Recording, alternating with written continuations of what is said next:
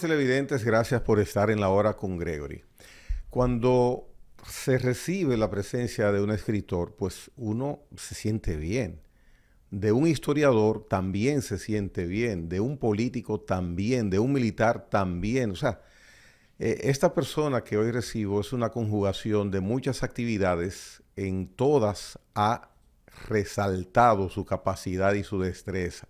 José Miguel Soto Jiménez. Supongo que algunos de ustedes sabían de quién hablaba. Saludos y bienvenido. Gregory, realmente te lo he dicho muchas veces, pero venir a tu programa, deferir una invitación que venga de ti, es satisfactorio. Y yo me siento muy bien, porque nuestros amigos deben saber que de nosotros es una amistad bastante antigua, no vamos a decir el tiempo para no comprometernos con la cronología, pero sí me siento muy bien y aprovecho ese momento para mis saludos fraternos para ti, pero también para expresar mis saludos muy dominicanista y por qué no decirlo muy pueblista, muy leonelista, para con toda la audiencia de este programa. Y tú la recibes de primera instancia. Muchísimas gracias y dentro de ese corolario de cualidades y oficios vamos a utilizar en esta ocasión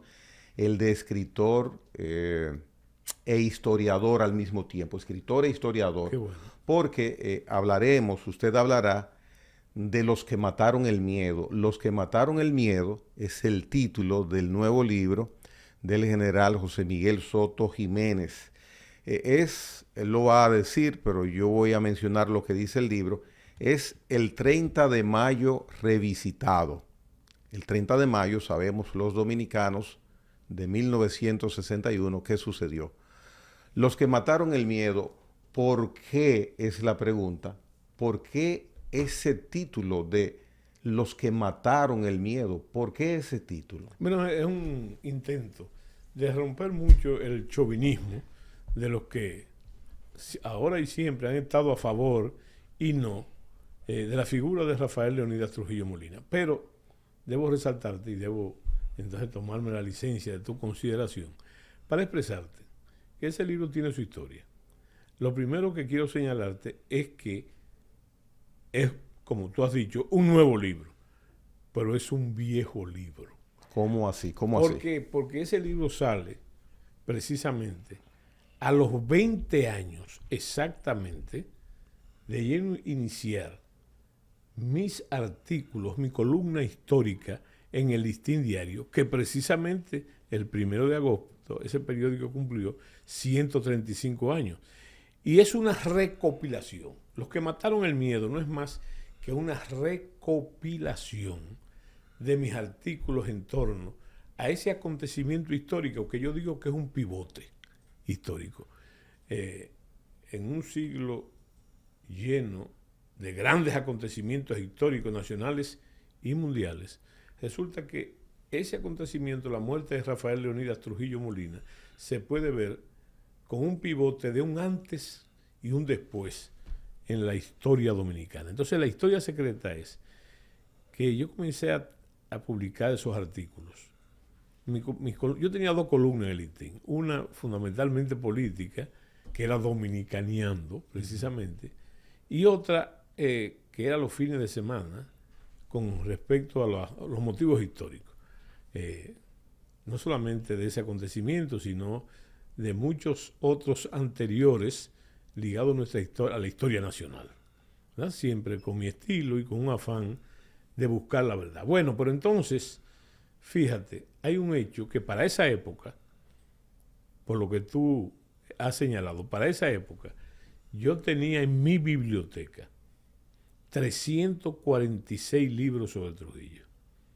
346. Muchos. Estamos hablando de inicios de este siglo. Hace 20 años. 20 años. Hace 20 sí, años. 20 años. Sí, y entonces tú vas a encontrar precisamente que tenemos que hace 20 años yo tenía esos libros. Ahora yo tengo 126 libros sobre Trujillo en esa. ¿Qué significa eso? Como dice la gente, o sea, menos libros. yo tenía 346, ahora tengo 626. 626. 26. Para darte una idea. Tú sabes que la gente dice que Trujillo, el tema de Trujillo, vende. Hay que ver entonces. ¿Será por eso que se escribe tanto? Sí, pero ¿por qué se escribe tanto sobre este acontecimiento, sobre esa figura y ese acontecimiento? Solamente en el día de ayer y antes de ayer, se publicaron 3 nuevos libros sobre Trujillo y hay 2 o 3 en camino, pero antes habían salido otros en este mes o en el mes pasado. No hay día que no salga un artículo, un nombre, que ese nombre no salga en los periódicos. Bueno, es un examen, casi una auditoría, pero fíjate que no hay día que no se mencione ese nombre. Entonces, eso tiene una significación y yo la entiendo y debemos entenderla. Estamos hablando del eslabón más fuerte de lo que podemos llamar el autoritarismo clásico dominicano. Y lo explica su permanencia en el poder. 31 años en el poder. Yo pienso que Trujillo comenzó a influir mucho antes, desde que Trujillo era jefe del ejército en el gobierno de don Horacio Vázquez, del general Horacio Vázquez, ya estaba influyendo en la vida nacional como brigadier jefe del ejército. Entonces, el personaje, y por eso te cuento la historia, llegó un momento que yo me comprometí yo mismo a no escribir más sobre Rafael Leónidas Trujillo Molina, porque tenía la convicción que mientras ese fantasma siguiera vivo, o sea, siguiera presente en la vida nacional y aún en la funcionalidad del Estado dominicano, entonces el desarrollo de la democracia no iba a ser, ni va a ser pleno como tal. No va a ser pleno, y te voy a poner un ejemplo que tú conoces bien. Por ejemplo, fíjate que llegó un momento, por razones diferentes, naturalmente, que el doctor Joaquín Balaguer, que trabajó mucho con Trujillo, aunque yo tengo mi discrepancia, la gente que dice que ese era el maestro de Trujillo en política, todo lo contrario. Yo creo que el maestro de Balaguer fue Trujillo, porque Trujillo intuitivamente, sin las luces académicas, naturalmente era un político de pies a cabeza, y así pudo desarrollar eso. Balaguer llegó un momento, y te señalo, que en el poder, para romper ese vínculo, empezó no a renegar de Trujillo, sino a manejar los símbolos. Y te voy a poner, por ejemplo, yo pienso, repara en esto. La primera casa de Trujillo, residencia de Trujillo, es donde está la Cancillería de la República hoy, ¿verdad? Y entonces él fomentó la Cancillería ahí. Pero en la segunda casa de Trujillo, lo que se llamaba Estancia Radamés, fíjate el manejo del símbolo, la última casa de Rafael Leónidas Trujillo, entonces él la convierte en la Biblioteca Nacional. Y sobre la casa de Angelita construye el Teatro Nacional. Y así en esa cuadra, comienza a manejar los símbolos. ¿Para qué? No solamente para matar la imagen y la sombra del autoritarismo que él estaba vinculado. Que lo lograba haciéndolo así. Sí, pero te voy a decir también, es la muerte ritual del maestro. Llega un momento que el alumno debe matar al maestro, matarlo simbólicamente, para ser él, ¿verdad? Entonces, muchos acusan a Balaguer de ser un déspota ilustrado, la continuación de Trujillo sobre Trujillo. Y fíjate un detalle interesante. Me refiero, para no especular, porque el propósito mío en eso, y yo te dije que no es tomar partido, es simplemente buscar la verdad en beneficio de las nuevas generaciones, que no tienen una idea aproximada de esos procesos. Sin embargo, disfrutan de mucha manera del desarrollo de ese proceso. La mayoría de la gente dice, haciendo uso del pesimismo dominicano, que no hemos avanzado mucho.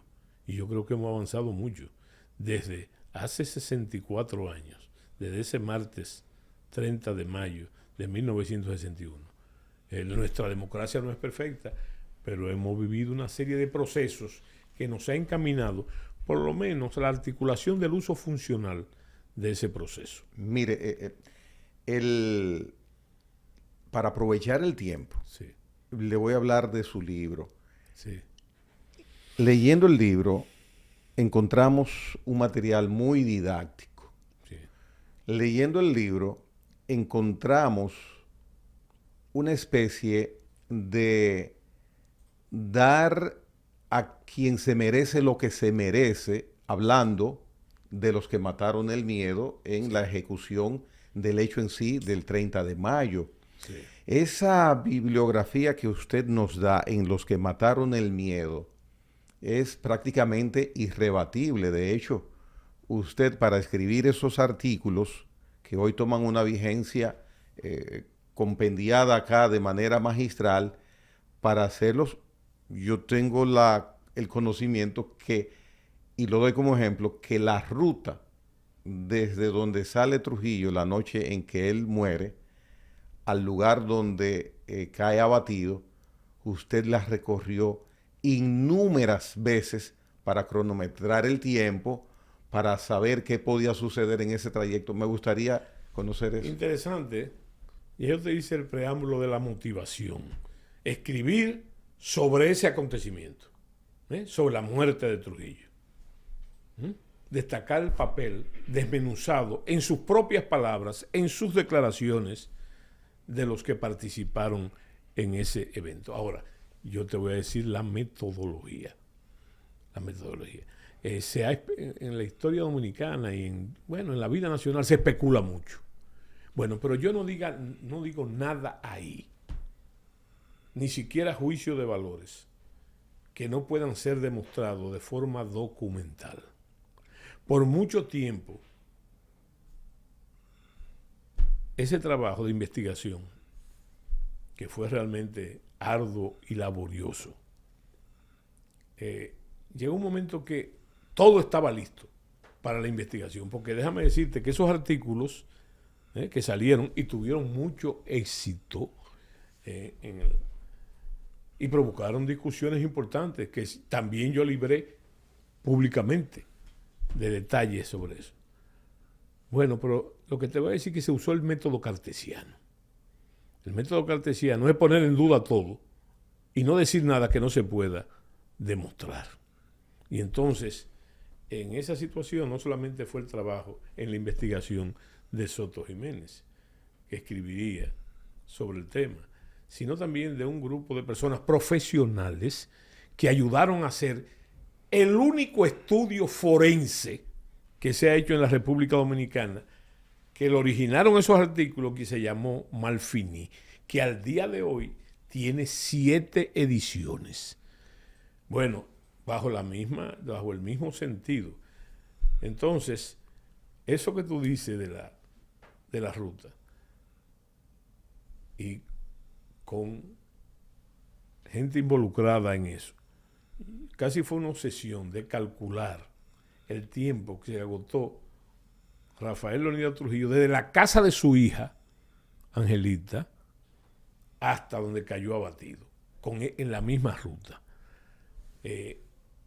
para ver la exactitud del tiempo. Y tú dirás, bueno, eso es parte del estudio forense. Como también, déjame decirte, que las armas que se utilizaron en el atentado, no las mismas, sino por los calibres y entonces se pudo hacer una demostración en el sitio de esos disparos, a ver hasta dónde se oían esos disparos, porque se construyó una discursiva totalmente buena. Ahora, ¿para qué? Ahí viene la articulación del asunto. ¿Para qué? Para derribar una serie de tesis que se hicieron, de discursiva, vamos a llamarle, porque tampoco tenía la rigurosidad de una tesis, para demostrar cosas que para mí eran absurdas. Por ejemplo, déjame decirte el motivo primero. Ajá. El motivo primero de todo eso. ¿Para qué? Porque a mí me causaba y me sigue causando perplejidad, asombro. Una lección histórica que encierra la muerte de Rafael Leónidas Trujillo Molina. Ya yo te dije que fue el eslabón más fuerte del autoritarismo dominicano. Nadie nunca jamás experimentó y ejecutó un poder tan fuerte como lo que hizo el déspota de San Cristóbal. Nadie en la República Dominicana. Si tú lo comparas incluso con los otros eslabones de esa cadena de autoritarismo. Entonces, ¿en qué consiste la perplejidad y la lección?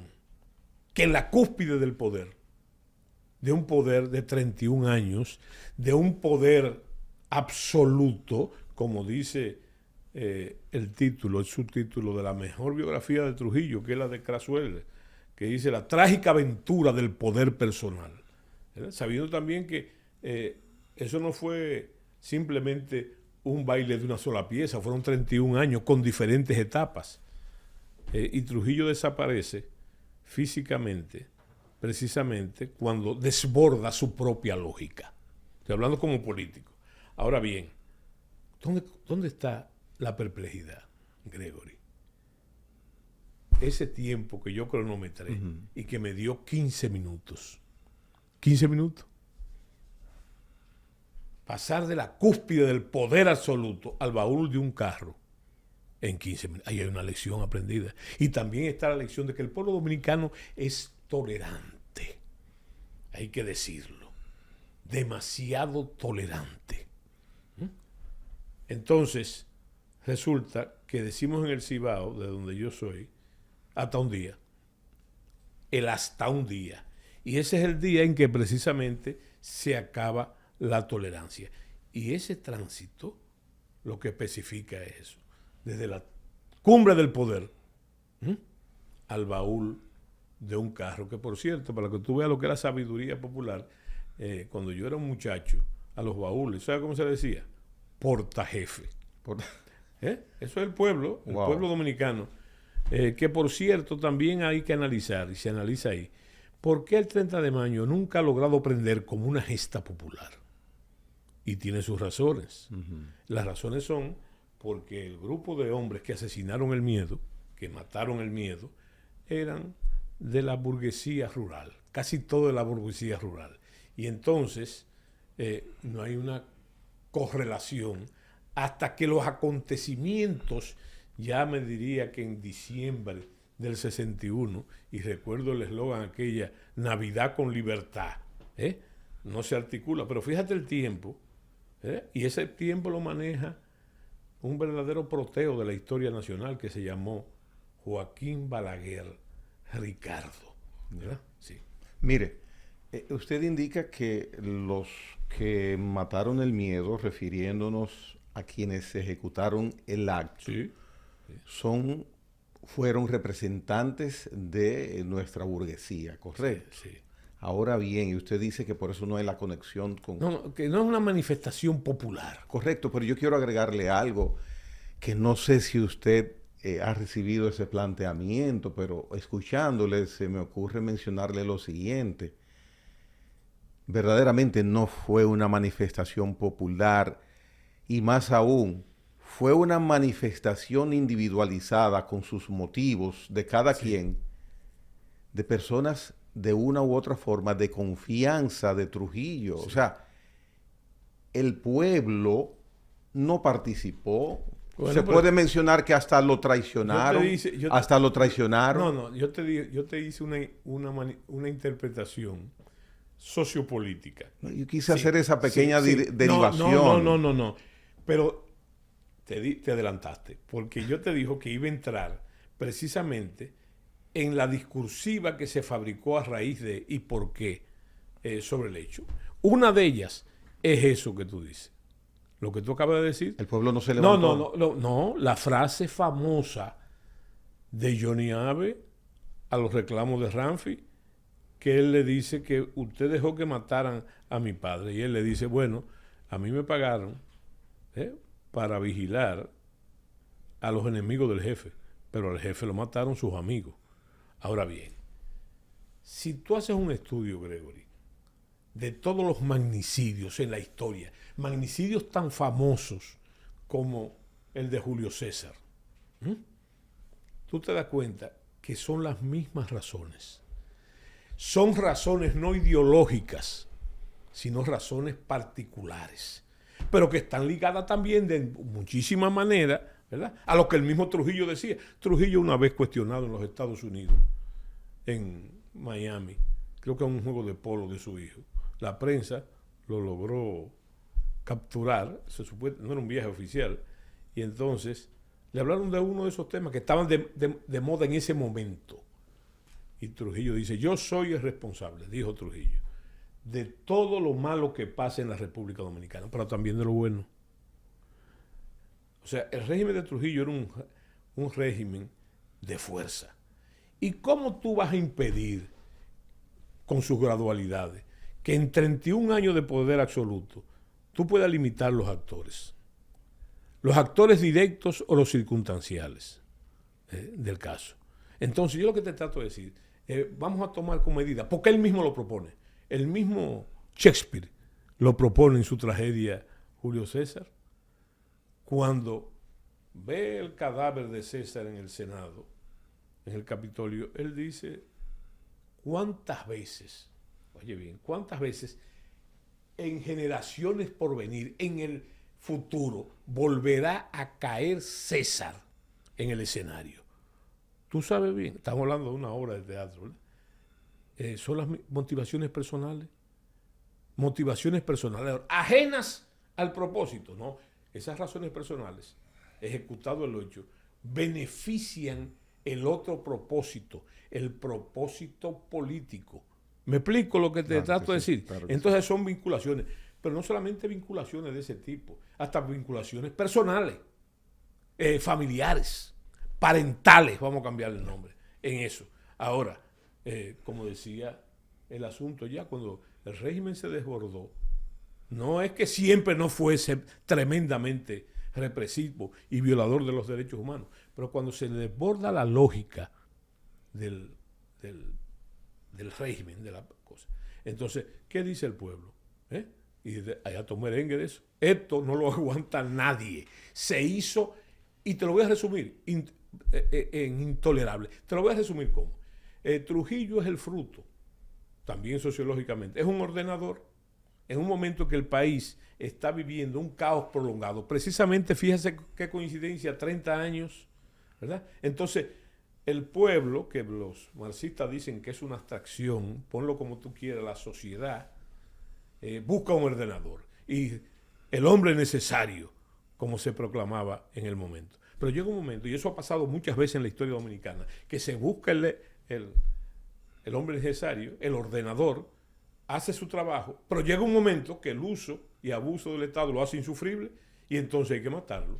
Y esto es una muestra. Mire, sí, puntualizando un aspecto, antes de irnos a la pausa del libro, usted califica, determina, no sé si con juicio de valor o con determinación por elementos históricos, e identifica al general Juan Tomás Díaz, al general Juan Tomás Díaz, como el jefe de la conspiración. Sí. Bueno, en realidad todos, mira, eso no es un invento mío. Eso no es un invento mío. Nada que ver. Es un invento mío. Es lo que surge de las declaraciones, porque eso te iba a relatar, de los héroes. La relación de los llamados héroes del 30 de mayo, fíjate, tienen un problema. Originalmente tuvo un problema. Yo creo que también participó el doctor Balaguer. Ya Balaguer comienza a participar el 31 de junio. Bueno, post participó, no pre-participó. No, déjame explicarte. Trujillo todos los días, antes de las 6 de la mañana, revisaba todos los periódicos. Los leía. Y los censuraba. Un día anterior lo censuraba. Eso no va. ¿Me entiendes? Lo censuraba. Todos los días. Pero había un problema. Había que censurar el periódico del 31 de mayo y él no estaba allá. Entonces, se lo llevan al doctor Joaquín Balaguer, que es el presidente titular de la República. A propósito, 30 de mayo, ¿qué día fue de la semana? Martes. El martes 30 de mayo. Y Trujillo no iba los martes, ¿a dónde fue? Ya. Él iba los miércoles. Se iba los miércoles y regresaba los viernes, ¿verdad? Y a veces el sábado, a su hacienda de San Cristóbal. Entonces, resulta que los titulares de esos periódicos, de ese día, se hacen intolerables a la censura de Joaquín Balaguer, porque comienzan a tirar en ellos, se refleja cierta participación del doctor Balaguer, pero no participación en la conjura, sino en la que muchos le habían ofrecido, y hay testimonios certeros de eso, al doctor Balaguer, antes del atentado, creo que fue el doctor Batle Viñas que lo visitó. Batle Viñas era el doctor también, el nombre, bueno, era el doctor de Antonio de la Maza, pero era el doctor de él también con relaciones, que vivían muy cerca. Y entonces lo visitó y le dijo, simplemente, no le dio detalles de la conducta, sino que él iba a pasar algo y que él iba a seguir como presidente. Entonces Balaguer le dijo una palabras lapidarias. Le dijo, mire lo que le voy a decir. Usted no me ha dicho nada, ni yo he escuchado nada. Yo creo que ambos cumplieron, porque eso no salió hasta que se fue la familia Trujillo y entonces Balaguer nombró a ese doctor, creo que director de salud, de Seguro Social o ministro de Salud, ¿verdad? O sea que ahí estuvo saldada la deuda. Bueno, de todas maneras, yo te digo que Balaguer, bueno, pero hay otra cosa.